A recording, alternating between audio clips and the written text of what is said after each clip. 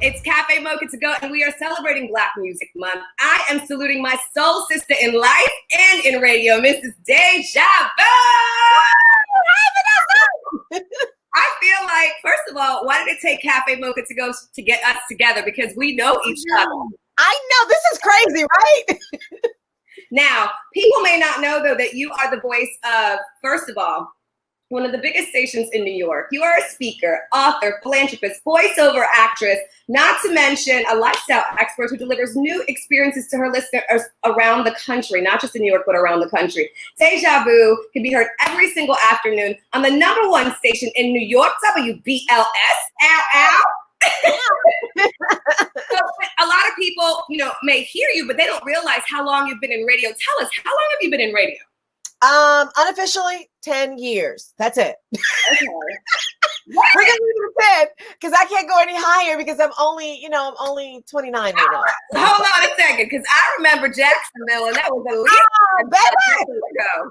Listen, I have paid my dues in the radio game. Let's put it that way. I've been in here. I am an OG, as they would say. Yes, you are. But I'm still up in here, boo, holding it down. I know it. So the grace of God. Where did you start, though? I started in Jacksonville as an intern at a radio station that's now defunct. Okay. Yeah. And then from Jacksonville, I went to Birmingham, Alabama. From Birmingham, I went to St. Louis to Richmond, Richmond to New York. And in between there, I have been voice tracking stations during that time. I've been voice tracking since voice tracking probably became available. Yeah, as a way to be able to get the class. Yeah. So also, I noticed throughout your entire radio career, fine, we'll say a decade if that makes you, it's fine. Okay. But you've been on multiple formats. So as you transition from hip hop to UAC to now like this progressive urban that we're all in, that I love, because finally there's a place for the 90s babies, right? Exactly. Yeah. Who's that artist and that song that really stands out for you, that really transcends all of those formats as a radio legend that you are? Is there one? I don't know if there's just one. I love all of the music, and it just vibes with me. Of course, you had the queen of hip hop soul, Mary J. So we've been through it with Mary and all of her stuff. So I can relate to Mary, and I also relate to Mariah. Yeah. Mariah was very pop for a second, but she came out urban, and then she found her, she's balancing it all. So I can relate to all of them. And then, the hip hop side of me, I'm down with Hove, I'm down with T.Y., and I can't forget about my Ratchet. Although we weren't calling it Ratchet then. We were calling it Trap. We called it. I don't even know. I don't know. We didn't have a name when it first came, but it was just 35 music, I guess. I am with you on Mariah, though. I do feel like it's time for her to have a new album. Yes. Right? Yes, definitely. And of course, you can't forget Beyonce. Beyonce's just there. Yes. We don't need to mention Beyonce, but I love the way all of this stuff goes now, and we can play it all on the other formats, from Rihanna to Beyonce to Mariah. They all fit in. Absolutely. So wait, okay. In New York, obviously, it's been, not only has it been the epicenter for COVID here in the US, but also it's been such a huge, spot in terms of the protests that we see happening around the country, but specifically in epicenters like New York. Yes. What are you seeing on the ground in NYC, and how are you communicating that to your listeners to really just keep them positive in all of this? Because I know a lot of people are feeling really emotional about things. Just last week alone, I was having conversations with people who were going from, enraged, really upset, feeling positive, inspired, then enraged again. It was all over the place. So it is a mixed bag of emotions, and we're seeing people kind of express them all, right? Especially as they get out on the streets in peaceful protest. I am not personally on the streets, but I have talked to my friends who have been there, and some of the, my people that I follow on social actively who are local, they are out there putting it down for us. But I'm still quarantined. We're in my quarantine studio, so I'm not venturing too far, but I'm doing my stuff online. I'm donating, I'm doing all that. But we're trying to relate to our listeners, because we are feeling that myriad of emotions.